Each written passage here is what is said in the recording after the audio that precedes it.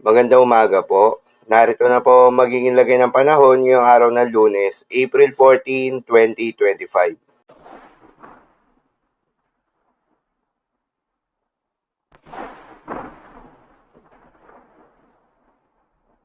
Sa kasalukuyan at ayon sa pag-asa, umiiral ngayon itong frontal system o yung banggaan ng malamig at mainit na hangin at asahan na magdadala ito ng maulap na kalangitan na may kasama mga pagulan sa may extreme northern Luzon.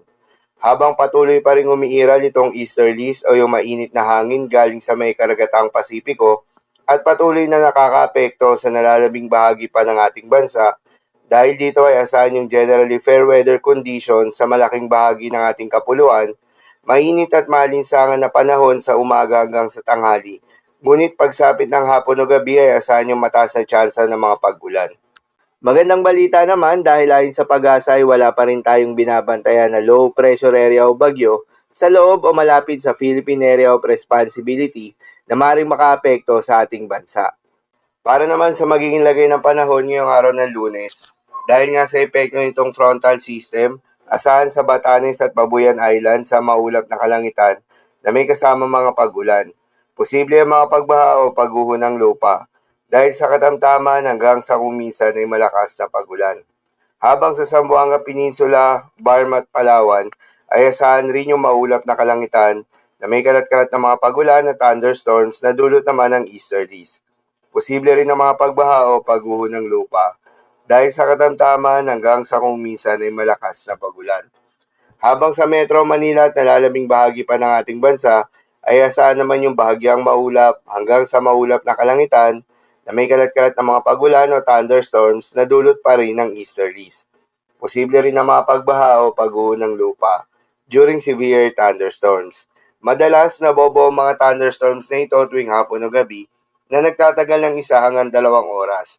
Kaya naman ingat sa mga posibleng banta ng pagbaha at pagguho ng lupa, lalong-lalo na sa mga lugar na inuulan na noong mga nakaraang araw pa. Para naman sa heat index forecast, narito yung mga lugar na makakaranas sa matinding init ngayong araw.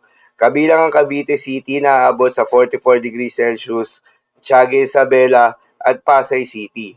Habang 43 degrees Celsius naman sa may Dagupan City, Dipolog City, Olongapo City, San Ildefonso, Bulacan, San Jose Occidental, Mindoro, Tanawan City, Tuguegarao City, Baler, Aurora, at Butuan City. Habang 42 degrees Celsius naman sa may Kamiling, Tarlac, Catarman, Northern Samar, Cuyo, Palawan, Dumangas, Iloilo, General Santos City, Iba, Zambales, Iloilo City, La Carlota City, Science City of Muñoz, Puerto Princesa City, Tarlac City, Birac, Catanduanes at Zamboanga City.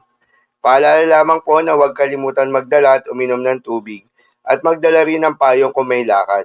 Bawasan muna ang paglabas ng bahay sa panahon ng mataas na temperatura upang maiwasan ang heat-related emergencies kagaya ng heat exhaustion, heat cramps at heat stroke.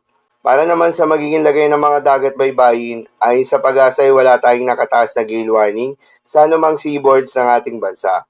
Ngunit pinag-iingat pa rin yung mga papalaot ng mga kababayan nating mangingisda at yung may mga maliliit na sasakyang pandagat sa may seaboards ng extreme northern Luzon, dahil inaasahan yung katamtaman hanggang sa maalo na karagatan.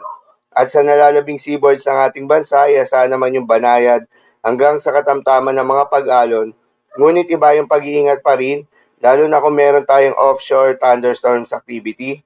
Asahan yung paglakas ng hangin at kaakibat nito ay pagtaas rin ng mga pag-alon. So, lamang po para sa lagay ng panahon ngayong araw ng Lunes. Keep safe, everyone.